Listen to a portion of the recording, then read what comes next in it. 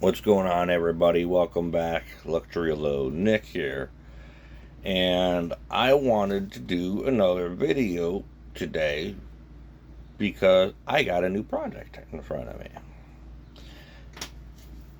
I was planning on getting another classic car. The one I looked at, I thankfully didn't get because it was a little more work than it was worth.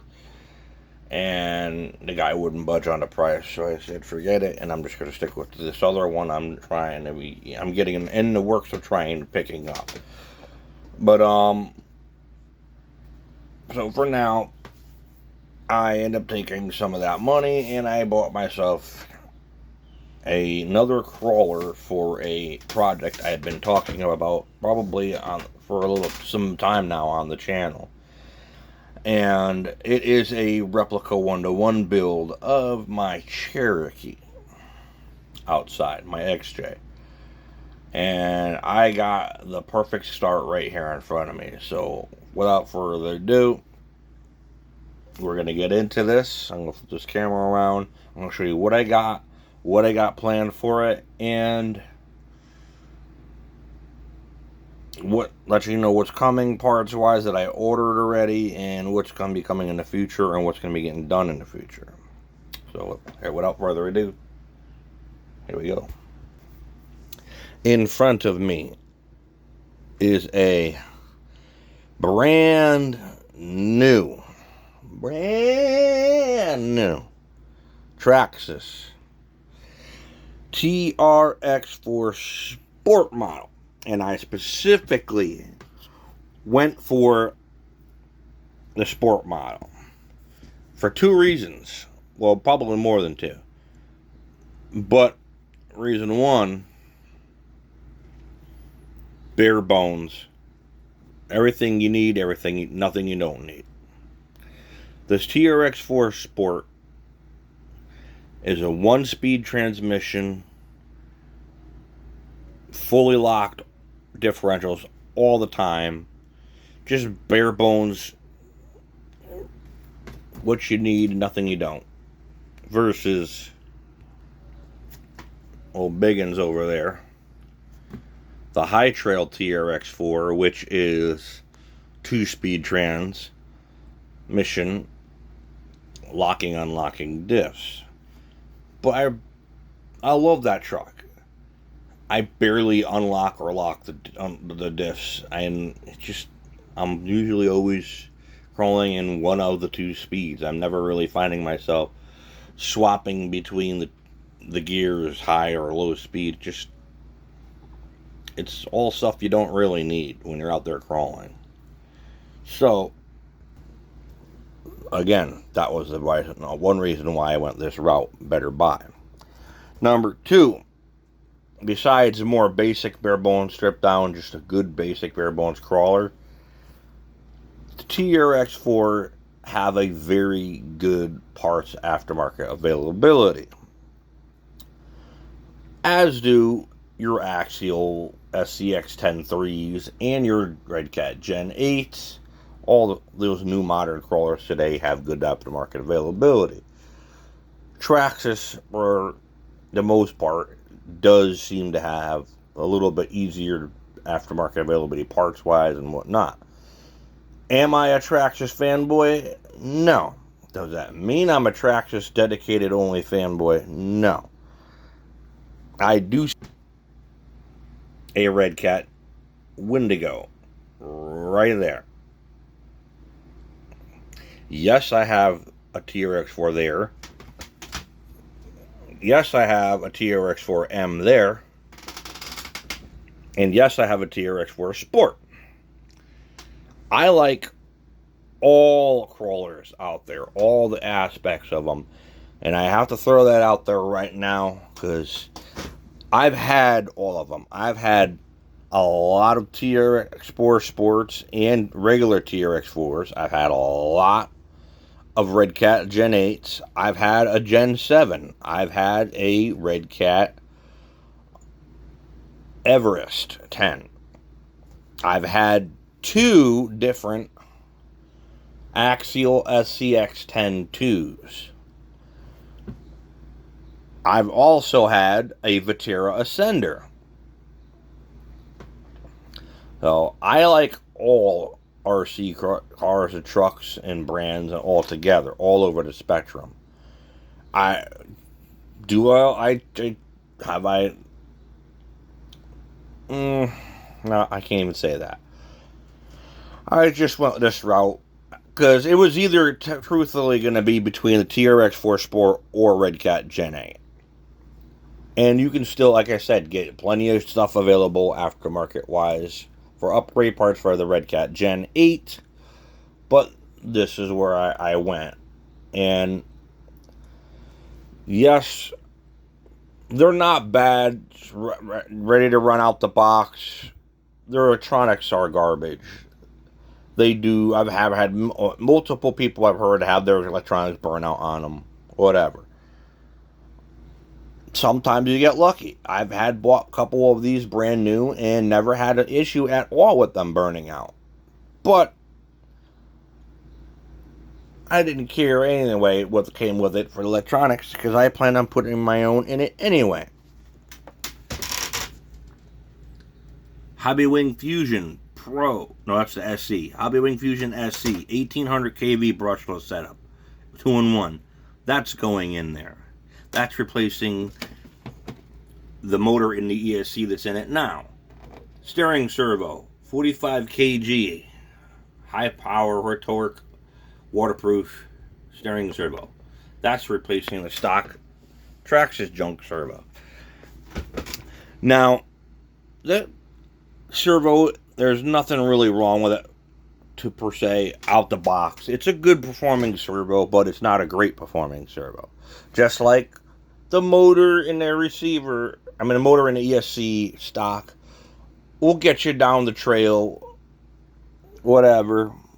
I know right off the back, I knew I was putting good stuff in it, which is another reason I went this route of the cheaper sport model, the non-high trail edition, and I didn't buy another high trail TRX4.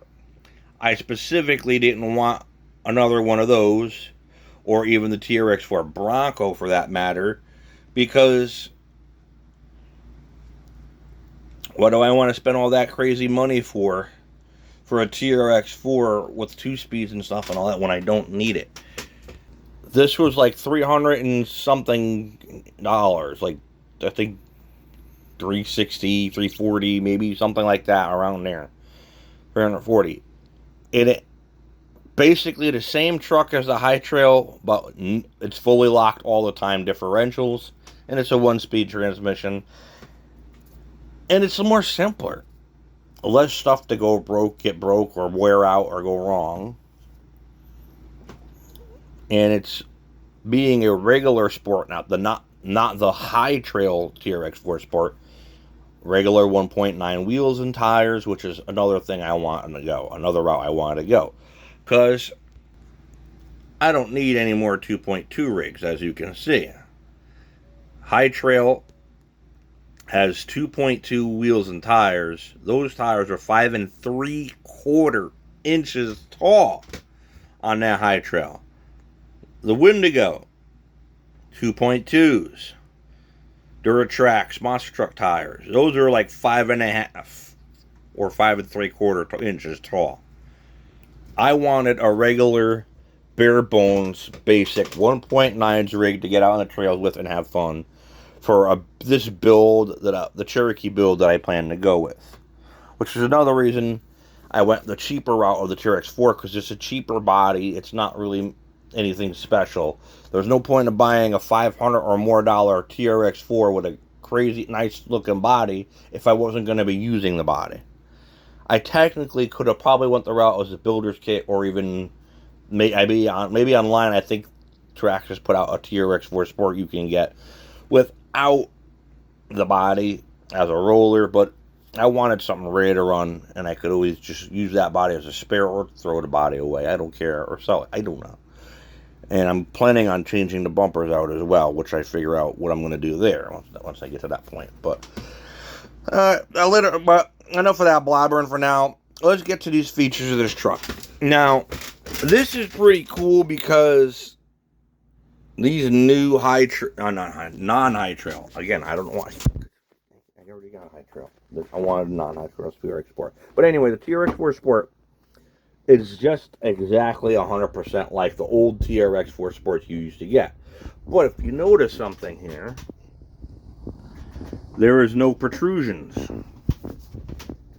Because one thing this new updated TRX4 Sport has that it adopted from the high trails and the other newer TRX4 platforms is the clipless body system. But I like